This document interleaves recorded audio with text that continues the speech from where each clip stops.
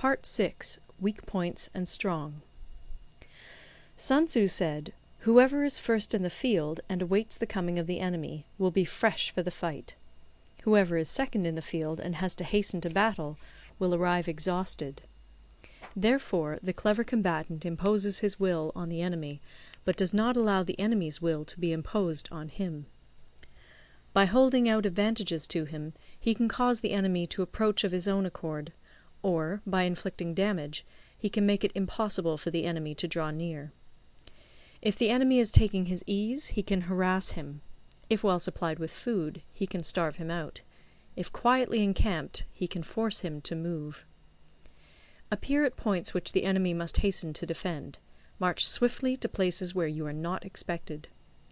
An army may march great distances without distress, if it marches through country where the enemy is not. You can be sure of succeeding in your attacks if you only attack places which are undefended. You can ensure the safety of your defence if you only hold positions that cannot be attacked. Hence that general is skilful in attack whose opponent does not know what to defend, and he is skilful in defence whose opponent does not know what to attack. O divine art of subtlety and secrecy! Through you we learn to be invisible, through you inaudible, and hence we can hold the enemy's fate in our hands. You may advance and be absolutely irresistible if you make for the enemy's weak points. You may retire and be safe from pursuit if your movements are more rapid than those of the enemy. If we wish to fight, the enemy can be forced to an engagement even though he be sheltered behind a high rampart and a deep ditch.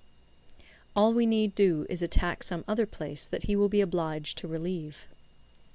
If we do not wish to fight, we can prevent the enemy from engaging us even though the lines of our encampment be merely traced out on the ground. All we need do is throw something odd and unaccountable in his way. By discovering the enemy's dispositions and remaining invisible ourselves, we can keep our forces concentrated while the enemy's must be divided. We can form a single united body while the enemy must split up into fractions. Hence there will be a whole pitted against separate parts of a whole, which means that we shall be many to the enemy's few. And if we are able thus to attack an inferior force with a superior one, our opponents will be in dire straits. The spot where we intend to fight must not be made known, for then the enemy will have to prepare against a possible attack at several different points. And his forces being thus distributed in many directions, the numbers we shall have to face at any given point will be proportionately few. For should the enemy strengthen his van, he will weaken his rear.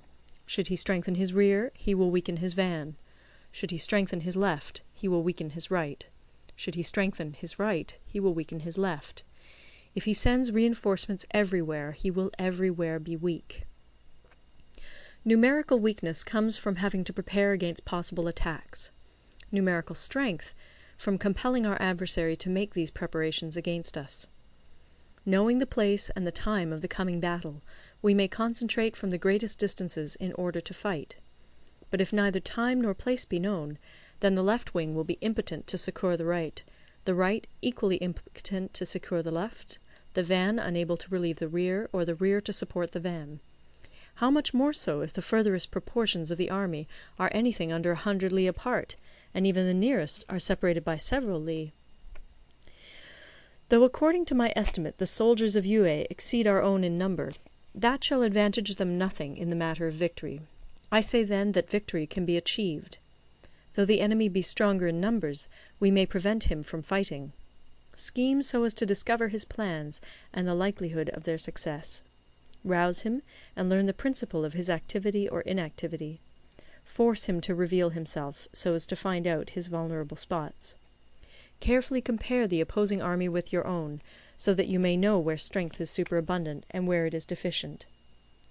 In making tactical dispositions, the highest pitch you can attain is to conceal them. Conceal your dispositions, and you will be safe from the prying of the subtlest spies, from the machinations of the wisest brains. How victory may be produced for them out of the enemy's own tactics, that is what the multitude cannot comprehend. All men can see the tactics whereby I conquer, but what none can see is the strategy out of which victory is evolved. Do not repeat the tactics which have gained you one victory, but let your methods be regulated by the infinite variety of circumstances. Military tactics are like unto water, for water in its natural course runs away from high places and hastens downwards. So in war, the way is to avoid what is strong and to strike at what is weak. Water shapes its course according to the nature of the ground over which it flows. The soldier works out his victory in relation to the foe whom he is facing. Therefore, just as water retains no constant shape, in warfare there are no constant conditions. He who can modify his tactics in relation to his opponent and thereby succeed in winning may be called a heaven-born captain. The 5 elements, water, fire, wood, metal, earth, are not always equally predominant.